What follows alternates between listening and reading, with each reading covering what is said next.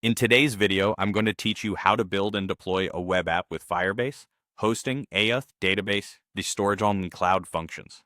We'll start with hosting, which is where your static assets live, your HTML, CSS, and JavaScript.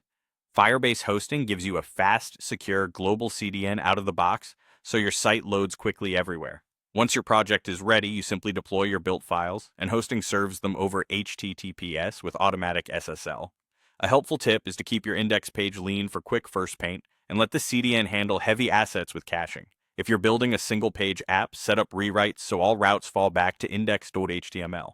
You can also connect a custom domain for a polished production setup. Next is authentication. This service handles user sign-up and sign-in using providers like email and password, Google A's, or Facebook, all with secure, standards-based flows.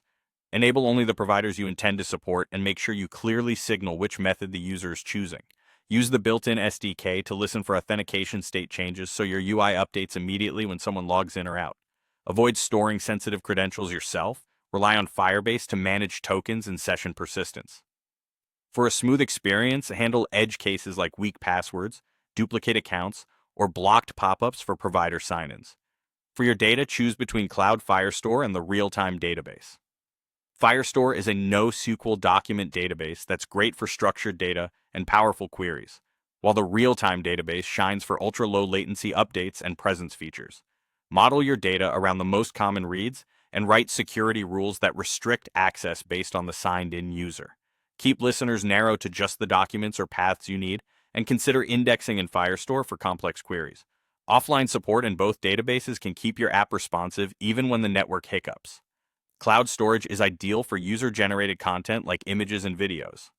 Upload files directly from the client, then store the file path or download URL in your database alongside related metadata. Use storage security rules to ensure users can only read and write files they're allowed to access, often by scoping uploads to a user-specific path. Compress or resize large images on the client when possible to save bandwidth. Finally, Cloud Functions lets you run back-end code without managing servers. Trigger code from auth events, database writes, or file uploads, or expose HTTPS endpoints for custom APIs. Keep functions small, focused, and idempotent, and log key actions so you can monitor behavior and debug quickly. This ties your app together securely, reliably, and at scale.